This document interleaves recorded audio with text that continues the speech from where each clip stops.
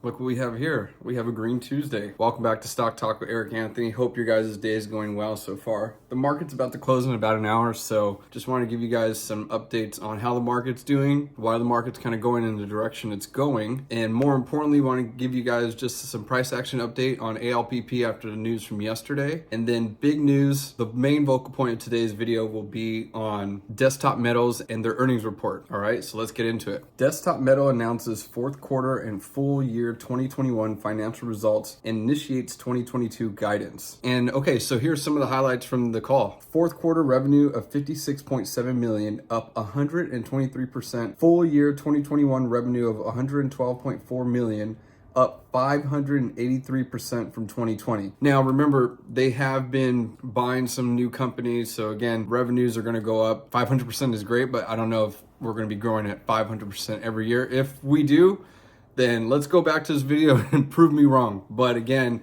we just want to see growth. So nonetheless, still a great thing to see. Well, I'm just going to wear my hat like this because yesterday my son was eating yogurt, and we were trying to teach him how to feed himself now with the spoon. And he felt that the best thing to do was to flip the yogurt upside down and put the spoon all over his dad's hat. So I don't know if you could see a little bit earlier, I have yogurt at the bill of my hat. So I guess it's time for a new hat. Commence shipments of the P50 production system with inaugural customer Stanley Black & Decker. Okay, so just want to stop right there. I don't know if any of you guys know the Stanley Black & Decker company and what their holdings look like. So just look at this quick image. Have you seen any of these companies? DeWalt, Craftsman, Porter Cable, Black & Decker, Stanley, just to name a few. So if you've gone into your local Aces, Lowe's, or Home Depot, you may have seen some of these companies. So it's always great to know that this is going to be one of our new customers that will be utilizing our technology as a Desktop Metal investor. Couldn't be happier. CEO Rick Fulop had this to say: with record total revenue, organic revenue, and gross margins, the fourth quarter was an exceptional finish to a revolutionary year for Desktop Metal. We also recently commenced shipments of our flagship production system, the P-50, a major milestone for Desktop Metal and the additive manufacturing industry. In addition to the team's achievement on the P-50, we're entering 2022 with considerable tailwinds toward another year of record growth, including continued momentum from the best quarter in company history, robust customer demand across our unmatched AM 2.0 solutions portfolio, and favorable market conditions as the additive market inflects. We believe our strategic priorities in 2022 will ensure continued success toward achieving our goal of double-digit share of the $100 billion additive manufacturing market by the end of the decade. Some of the recent business highlights are this: they completed their first year as a public company. Remember, Desktop Metals got into the market as a SPAC. That's something to keep in mind. They commenced shipments of the production system P-50 with the inaugural customer Stanley Black & Decker, marking the commercialization of the company's revolutionary additive manufacturing technology for mass production of end-use metal parts. They launched the Einstein series of high-precision 3D printers designed for volume production of dental and healthcare parts. They launched the Flexera Smile Ultra Plus, a hybrid nanoceramic resin for permanent restorations and one of the strongest dental resins on the market. They also launched the EC, a new 3D printing brand that will enable Envision Tech, the original inventor of digital light processing, also known as DLP technology, to better connect with industrial customers. They launched the X Series line of printers from the assets of the X1 acquisition, soon to be supported by Desktop Metal's award-winning build preparation and simulation software applications. So definitely looking forward to that. They continue material portfolio development, including qualification of DM custom H8 stainless steel and pure copper on the production system platform, and the D2 tool steel on Studio System 2. Some of the highlights for this year: the revenue of 56.7 million was up 123% sequentially from the third quarter of 2021 and up 577% year over year from the fourth quarter of 2020. Broad-based growth across all products and technologies, with particular strength in organic metal offerings. The revenue excluding the X1 of 41.2 million was up 62% sequentially from the third quarter of 2021. The GAAP gross margin of 22%, the non-GAAP gross margin of 31%, a sequential improvement of more than 460 basis points from the third quarter of 2021, the sixth consecutive quarter of gross margin expansion. There was a net loss of $71.2 million, including $10 million in transaction costs associated with the acquisitions and $8.3 million of changes to fair value of investments. That kind of wraps up what we heard today from the CEO and getting the numbers and, more importantly, the future guidance for 2022 for Desktop Metals. As you can see today, they are up just under 15% at the time of this recording. We'll see how they do in the after hours. Again, I keep telling you that sometimes you got to give the market some time to interpret, or I guess to better comprehend the information that's given to it. And like always, when we're looking at these earnings reports, the main things that I look for are their beats on EPS, revenue, and guidance. And today we can see that Desktop Metals hit all three, and I think that's why we're getting some favorable price action in the market. Another thing that I want you guys to keep in mind is Desktop Metal outperformed SPAC investor deck projections for a total of 2021 by 44%. Posting 112.4 million actual revenue versus the 78 million that was projected, and it raises its 2022 revenue guidance to 260 million versus the 166 million projected. Okay, why I think that statement is important is because if any of you guys have been paying attention to the market this past year or maybe the past couple of years, you know that we had that crazy SPAC boom and everybody was just buying SPACs and to the moon. And ever since that kind of happened, it kind of dwindled around January 2021, maybe around February 2021 time, where SPACs just went, and they've just been going down this entire time. There's just been a negative connotation with SPACs in general. So I'm wondering if this company can kind of help change the narrative with regard to SPACs and kind of remind people that people have been investing in the company and not the stock. Because remember, the stock is not the company. With regard to how we're looking at things in the market and the market sentiment as a whole, I wanted to bring this to your attention. Look at the fear and greed index. Right now, we are in the extreme fear side of things. A week ago, we were around 18, and that makes sense because the market has just been going down.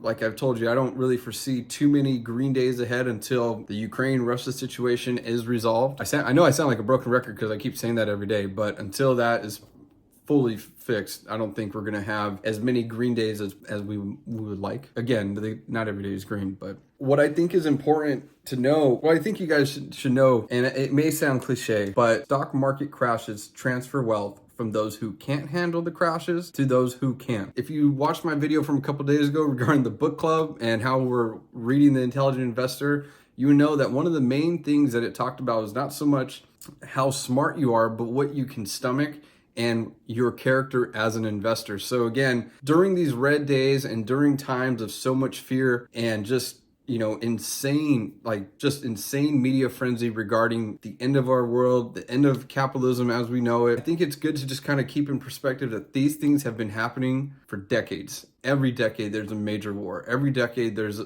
some type of thing. And mind you, I'm not a big fan. I don't want to see death. I don't want to see war. I don't want to see any of that. I don't want to see people struggling. Personally, the reason why we're in the market is to have a better future for our little one. We're in this for the long haul. We're here to make investments into the future. And that's why I focus on my DD so much, not so much for today's returns or for the next few months, but more importantly, to just position myself and my portfolio so that we can maximize the gains in the years to come and not so much worry about all the noise that's happening around us, especially like that car that just drove by.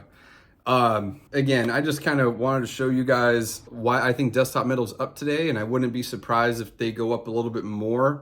But again, I remember there are people out there that play earnings and they have their options playing. So sometimes people do want to take their gains, and you just have to be prepared for that. Just because the stock goes up 14-15% in one day doesn't necessarily mean it's going to go up 14-15% the next day, especially not after good news. Piggybacking off of good news, as I showed you in the video yesterday with the announcement of the partnership between Drone Deck and ALPP is actually still up today, and that's pretty crazy. I can't remember the last day the last time ALPP has been up consecutively in two trading days as high as they've been up today. So let me take you to the charts. As we see here in our EV sector, ABML is up about 6%. ALPP at the time of this recording was up around 3.73%.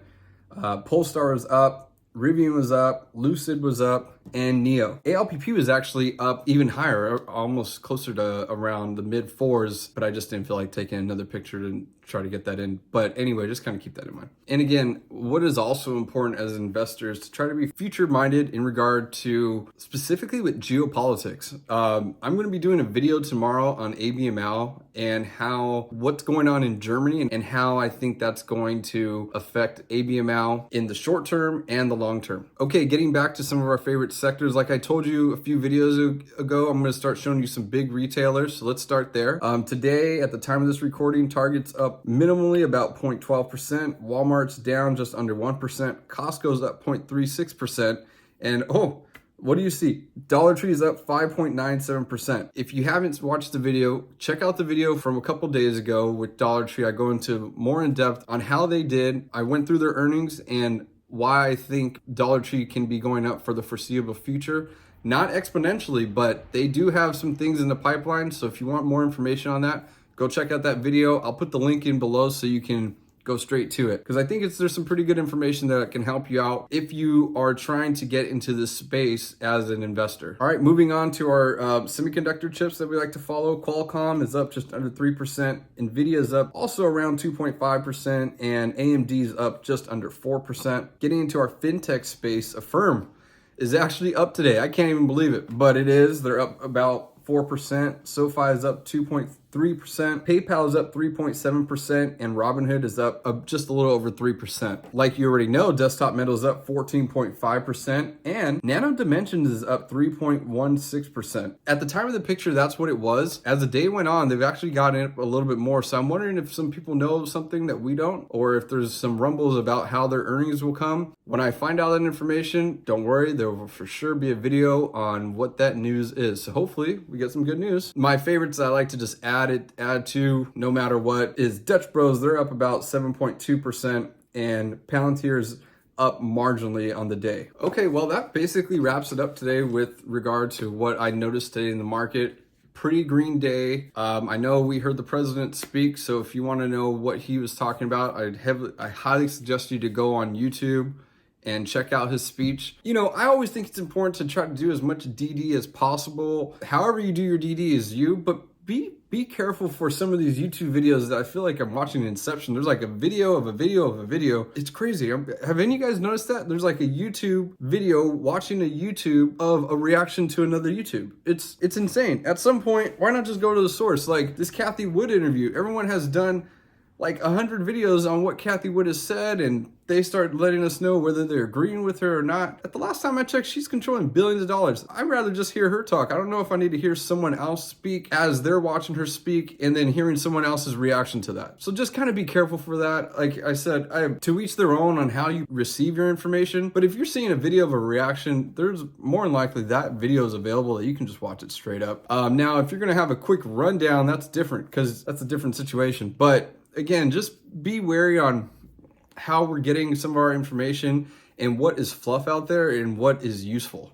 Because to me, I think that's just kind of like a waste of time. Like, I don't know. But anyway, just be careful for that. Another thing I wanted to just kind of wrap it up with is that when the markets are red, it can be very scary out there, and you're going to hear a lot of negative Nancy's out, especially in social media and on YouTube, and everything's gonna be red and fear. Remember, my whole thing is just block out the noise, stay focused on your DD for your favorite companies. I think you're gonna be just fine as long as you have patience and well-managed expectations for some of your plays. So like always, thank you so much for hanging out with Stock Talk with Erik Anthony, and I'll see you mañana.